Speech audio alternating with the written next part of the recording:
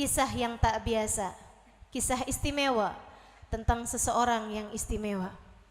Seorang sahabat wanita sekaligus pendekar pemberani yang dipuji Nabi dengan ucapannya, kemampuan berperangnya lebih daripada Fulan bin Fulan yang laki-laki. Dialah Ummu Umarah Nasibah binti Ka'ab. Ia beserta keluarganya mengikuti banyak peperangan dengan keberanian yang mengagumkan. Namun sejarah menulis namanya dalam tinta emas jihad dalam perang Uhud yang tak terlupakan. Biarkan Ummu Umarah menceritakan sendiri tentang dirinya mengenai momen dahsyat dalam hidupnya ini. Aku semula tak berencana terjun dalam kancah peperangan, ujarnya mengawali cerita. Suami dan kedua anakku Habib dan Abdullah, merekalah yang berada di tengah-tengah barisan. Sementara aku bersama beberapa perempuan yang lain menjaga tenda untuk memberi minum tentara yang kehausan atau mengobati luka mereka yang terluka. Namun Uhud berbeda. Perang yang semula dimenangkan oleh umat Islam dengan kaburnya pasukan kafir Quraisy, tak disangka mereka ternyata datang menyerang kembali di saat pertahanan pasukan yang ada di atas bukit melemah akibat turunnya mereka yang karena mereka menyangka perang telah usai. Kini pasukan kocar-kacir.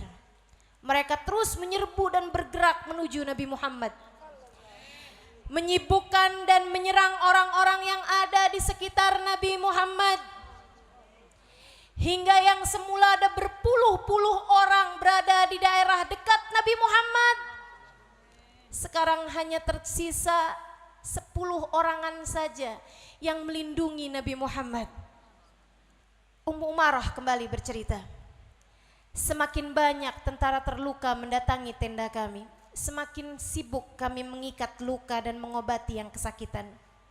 Aku panik, mengkhawatirkan keadaan Nabi Muhammad. Dan pada saat itulah aku mendengar suara seseorang dari alah peperangan, seorang kafir Quraisy yang berteriak-teriak, Muhammad telah tewas, Muhammad terbunuh, Muhammad telah tewas, Muhammad terbunuh. Tanpa berpikir panjang, ku ambil pedang yang ditinggalkan seorang tentara yang terluka. Aku segera berlari menuju arah Nabi Muhammad. Dan di sanalah aku melihat Nabi Muhammad kini wajahnya telah diairi darah dari keningnya yang robek dan 2 giginya yang tanggal. Aku tak tahan menyaksikannya. Kupasangkan badanku di hadapan Nabi Muhammad. Kalau kulihat serangan banyak berdatangan dari arah kirinya, aku menuju ke arah kiri Nabi Muhammad. Begitu pula ketika kulihat serangan banyak mengarah ke samping kanannya, aku segera menuju ke arah kanan Nabi Muhammad. Tak kubiarkan ada anak panah menembus Nabi Muhammad sebelum menembus kepada tubuhku. Sungguh takkan pernah kubiarkan ada pedang menyayat tubuh Nabi Muhammad, kecuali jika sudah tidak ada lagi aliran darah yang mengalir dalam tubuhku.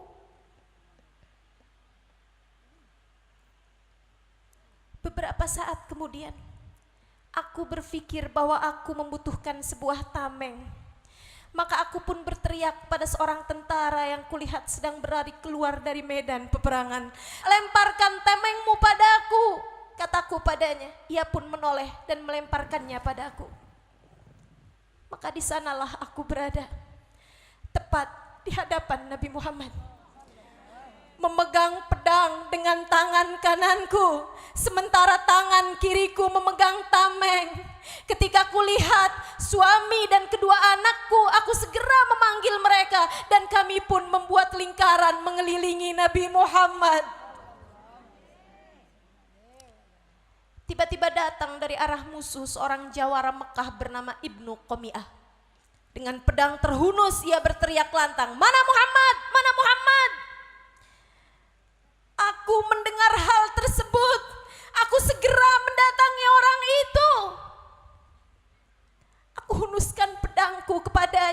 bersama Mus'ab bin Umair. Akan tetapi Ibnu Qami'ah terlihat seperti singa yang sedang kalap. Ia pun segera menghunuskan pedangnya kepada Mus'ab bin Umair dan seketika itu juga ia tewas bersimbah darah. Tinggal aku. Kini jawara kota Mekah tersebut berhadapan denganku. Tak kualihkan pandangan mataku sekejap pun darinya. Aku tak akan pernah membiarkannya berbuat sesuatu yang tidak menyenangkan kepada Nabi Muhammad. Aku pun berperang dengannya. Kemampuan perangku tak seberapa.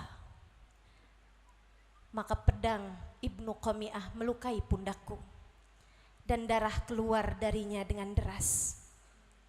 Aku masih menghadapi Ibnu Qami'ah ketika kulihat anakku terluka di sampingku dan darah mengucur dari tangannya. Aku pun segera mendekati putraku tersebut, mengikat lengannya dengan kain hingga darahnya berhenti mengalir, dan kukatakan kepadanya, wahai anakku, segeralah bangkit dan belalah Nabi Muhammad. Jangan pernah biarkan lukamu menghalangkanmu dari membela Nabi Muhammad. Bangkitlah wahai anakku, kita bela Nabi Muhammad hingga tetes darah yang penghabisan. Bangkitlah dan bangunlah kembali nak, hingga kita bisa membela Nabi Muhammad hingga tetes darah yang penghabisan. Saudariku sekalian, barangkali yang dimiliki oleh Nasibah bukanlah kepandaian perang, akan tetapi cinta. Kurasa yang dimiliki Nasibah hingga membuatnya bisa berbuat seperti itu bukanlah kemampuan bermain pedangnya, akan tetapi cinta yang memenuhi seluruh ruang jiwanya. Cinta kepada Nabi Muhammad. Ummu Umarah Nasibah kemudian bercerita, melanjutkan kisahnya. Anakku kembali bangkit dan kembali berperang dengan sebelah kanannya, sementara ia sendiri menahan kesakitan dari luka di lengannya yang sebelah kiri. Tiba-tiba terdengar suara Nabi Muhammad dari belakangku berkata, wahai Ummu Umarah, itulah orang yang tadi melukai anakmu itu. Katanya sambil menunjuk kepada seseorang. Aku pun segera menghadang orang tersebut dengan pedang terhunus dan suamiku melemparkan panah tepat di arahnya hingga dia pun roboh dan tewas. Dari belakangku kudengar Nabi Muhammad berkata, engkau telah membalasnya wahai Ummu Umarah. Engkau telah membalasnya. Melihat darah yang masih mengalir dari pundakku, Nabi berkata kepada putraku yang lain, nak, bukankah kamu adalah anak Ummu Umarah? Betul ya Rasulullah, jawab putraku. Ikatlah pundak ibumu, kata Nabi Muhammad kepadanya. Anakku segera mendatangiku dan mengikatkan pundakku.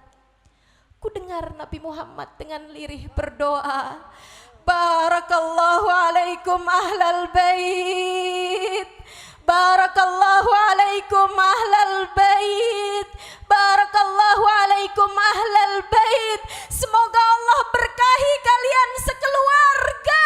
Semoga Allah berkahi kalian sekeluarga. Semoga Allah berkahi kalian sekeluarga. Andai doa itu diucapkan Nabi Muhammad kepada keluarga kita. Andai doa itu diucapkan Nabi Muhammad kepada keluarga kita. Mendengar itu aku segera mendekati Nabi Muhammad.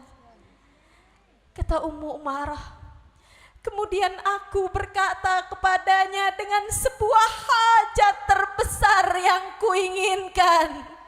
Wahai Rasul, ud'u lana an nurafiqaka fil jannah ya Rasulullah. Doakan kami agar dapat menjadi temanmu di surga kelak wahai Rasulullah. Doakan kami agar dapat menjadi teman-temanmu di surga kelak wahai Rasulullah. Nabi tersenyum. kembali mengangkat tangannya dan berkata, Allahumma ja'alhum rufaqai fil jannah. Ya Allah, jadikan mereka sekeluarga sebagai teman-temanku di surga. Ya Allah, jika Engkau izinkan kami menceritakan kisah Nasibah pada hari ini, izinkan pula kami berdoa dengan doa yang sama. Ya Allah, jadikan kami semua kawan-kawan Nabi Muhammad di surga. Ya Allah, jadikan kami semua teman-teman Nabi Muhammad di surga. Ya Allah, jadikan kami semua pendamping-pendamping Nabi Muhammad di surga. Ya Allah, jadikan kami semua orang-orang yang akan bersama Nabi Muhammad di surga. Pun kedua orang tua kami, pun suami kami, pun anak-anak kami, pun saudara-saudara kami, pun sahabat-sahabat kami, dan semua orang-orang yang kami cintai. Sebuah jaminan kebersamaan telah didapat oleh Ummu Umarah atas kegigihannya membela Nabi Muhammad. Duhai, betapa perjuangan membela yang layak dibela selalu berakhir dengan bahagia. Ya, kebahagiaan yang membuat Ummu Umarah di tengah perang meneteskan air mata sukacita. Di tengah mengalirnya darah di tubuhnya, mengalir pula kepadanya air mata bahagia. Ia lantas berkata, ma ubali ba'da hadha ma asabani minad dunya. Sungguh demi Allah, aku tak peduli apa yang akan terjadi dalam hidupku sesudah hari ini. Ya, sesudah jaminan kebersamaan dengan Nabi Muhammad, Ummu Umarah tak peduli lagi apa yang akan terjadi kepadanya di dunia.